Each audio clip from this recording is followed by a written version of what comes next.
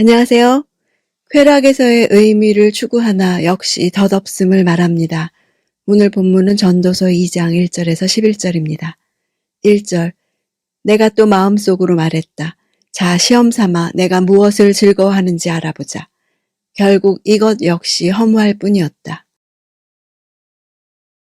전도서 2장은 누구나 솔로몬을 떠올리게 한다는 견해도 있고 왕의 업적을 찬송하는 일반적인 자서전 장르와 유사성을 보인다는 견해도 있습니다. 지혜 추구의 헛됨을 보여준 뒤에 전도자는 이제 반대쪽 쾌락 추구의 헛됨을 보여줍니다. 쾌락이 인간에게 참된 만족을 줄 수 있는지 알아보려는 뚜렷한 의도를 가지고 쾌락에 대한 체험적 탐구가 진행되었습니다. 마음속으로 말했다는 것은 인생의 문제를 깊이 따져보고 사색하려는 태도가 느껴집니다. 2절, 내가 웃음에 대해서 미친 짓이다 라고 했고 쾌락에 대해서는 그게 무엇이냐 라고 했다. 웃음은 피상적인 재미를 가리키는 말로 사용됩니다.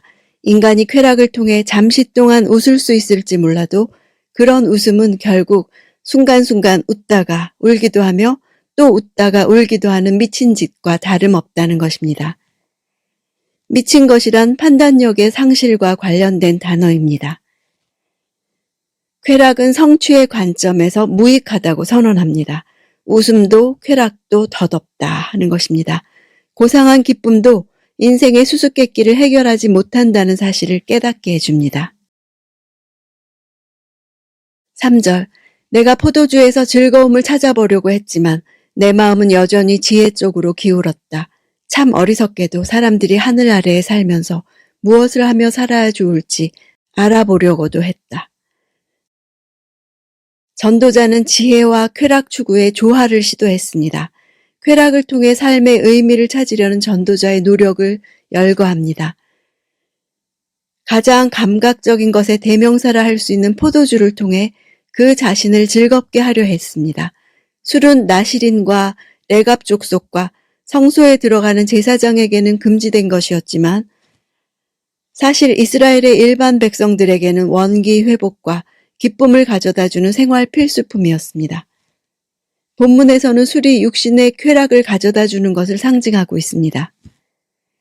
본문에서 등장하는 쾌락을 좇는 삶의 모양은 방탕이나 무절제로 치우친 것이 아니고 인간의 성실과 노력과 지혜와 의지로 이루어진 성공적인 삶으로부터 얻을 수 있는 건전한 의미의 쾌락을 얻는 삶을 말합니다. 4절, 그래서 나는 이것저것 큰 일들을 벌였다. 나 자신을 위해 집들을 지었고 포도원도 심어보았다. 이제는 큰 일을 완성함으로써 얻을 수 있는 거대한 성취로 전환을 시도합니다. 나 자신을 위해라는 것은 성공을 지향하는 삶이 철저히 개인주의적이며 이기적인 것이고 자기중심적인 일들이라는 것을 뜻합니다. 그의 쾌락의 목적은 자신만을 위한 것이었습니다.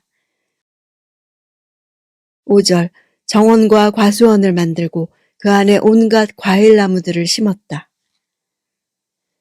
한글로는 번역되지 않은 나를 위하여가 계속적으로 앞에 있습니다.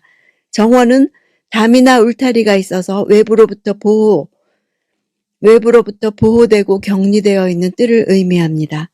정원과 과수원은 별개일 것이 아니라 자신을 위한 각종 꽃나무와 많은 과실수가 있었던 아름다운 공원 단지를 나타냅니다. 온갖 과일나무들은 에덴 동산을 연상시킵니다. 창조시대의 에덴 동산을 통해서 인간이 살아가기 위한 최적의 조건을 구비했음을 나타내줍니다. 6절, 나무를 기르는 숲에 물을 대려고 못도 만들었다. 계속해서 전도자의 성공적인 삶의 모습을 보여주고 있습니다. 팔레스틴에서 각종 나무는 전쟁 시에도 보호받아야 할 것으로 취급될 정도로 귀중히 여겨졌습니다. 수목이 있느냐 없느냐는 토지와 함께 삶을 위한 매우 중요한 조건이었습니다. 전도자는 자신의 힘과 능력으로 삼림을 조성하고 그것들을 가꾸기 위해 인공적으로 관계 시설까지 구비했던 것입니다. 7절, 남녀 종들을 사들이기도 했으며 내 집에서 종들이 태어나게도 했다. 나는 또 나보다 앞서 예루살렘에서 다스렸던 어느 누구보다도 많은 소와 양떼들을 소유해 보았다. 고대 근동에서 노동력은 가장 중요한 경제 기반이었으므로 소유한 노예의 수는 재산과 사회적 지위를 나타내는 가장 중요한 척도로 할 수 있었습니다. 외부로부터 얻을 뿐만 아니라 출생으로 인한 노예 수요의 증가는 전도자 자신의 성공과 번영과 미래에 대한 안정을 단적으로 보여주는 예입니다. 8절 금은과 왕들의 보물과 여러 지방의 독특한 보물을 나 자신을 위해 모으기도 했다. 노래하는 남녀들과 남자들이 좋아하는 첩들도 수없이 많이 거느렸다. 지금까지 추구한 쾌락 외에 3가지를 더 첨가해서 감각적인 기쁨을 취하고자 했습니다.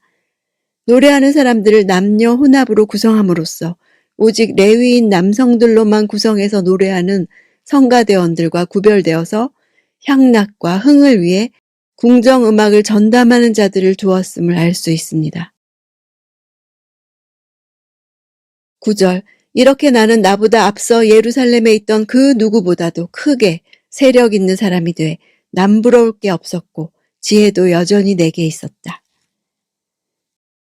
지금까지 사업의 성공과 쾌락을 좇는 삶이 덧없다는 결론이 자신의 경험에서 나왔을 정도로 자신의 독보적인 위치를 다시 한번 강조합니다. 인간이 누릴 수 있는 최고의 쾌락과 물질적 풍요와 성취 속에서도 그것 자체에 몰입해서 지혜를 잃어버리거나 흔들리지 않고 여전히 지혜가 견고히 있음을 말하고 있습니다.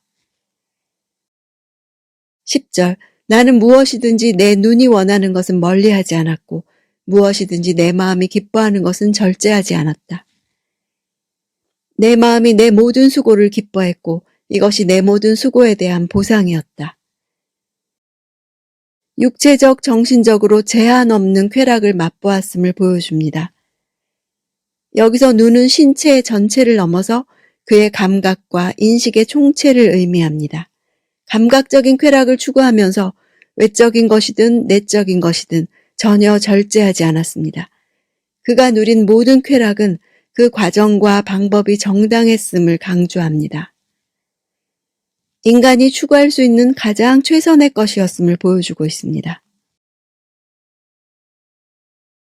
11절 그러나 내 손이 한 모든 일과 내가 이루려고 그동안 노력한 것을 살펴보니 모든 것이 허무하고 뜬구름 잡는 일이었다. 해 아래에 유익한 것은 하나도 없었다. 살펴본다는 것은 돌이켜서 자신의 삶을 관조하여 살펴보는 행위를 가리킵니다. 모든 인생들이 소원하는 쾌락을 좇는 삶에 그 누구보다 성공적이었던 전도자는 그 모든 일을 성취한 후에 돌이켜서 자신의 삶을 성찰한 것입니다. 해 아래에서 참으로 의미 있는 것은 아무것도 없었다고 결론을 내립니다. 비록 쾌락이 그가 수고한 대가였다고 하더라도 그가 궁극적으로 추구하는 목적이었던 의미를 찾는 일에는 실패했습니다. 전도자의 마지막 결론은 지혜에 대한 탐구의 결론과 전혀 다르지 않습니다. 왕은 무엇이든 가질 수 있고 원하는 대로 즐거움을 누릴 수 있습니다. 하지만 전도자는 성취한 모든 것을 돌아보며 덧없고 바람을 잡는 것이요 해 아래 아무 유익이 없다고 말합니다. 자기 손으로 행한 갖가지 수고들을 아무것도 아닌 무로 만들어버리는 것입니다. 예수님의 부활 후 제자들은 갈릴리에서 모두 고기잡이에 나섰습니다. 그러나 그 밤이 맞도록 단 한 마리의 물고기도 얻지 못했습니다. 고기가 어디에 있느냐는 예수님의 질문에 제자들은 그때서야 밤이 맞도록 수고했음에도 불구하고 아무 소득이 없다고 대답합니다. 예수님은 일반적인 물고기라는 단어를 쓰지 않으시고 가장 귀한 것을 뜻하는 단어를 사용하셨습니다. 단지 물고기를 잡았느냐고 묻기보다 예수님 없이 인생에서 수고해 얻은 것이 무엇인지 물으신 것입니다. 이러한 질문은 우리가 이 세상에서 참 생명 되신 예수님을 놓치고 살아갈 때 느끼게 되는 수고의 헛됨을 말씀하신 것입니다. 나의 오늘의 수고가 예수님 안에서 새롭게 해석되고 새롭게 회복되기 원합니다.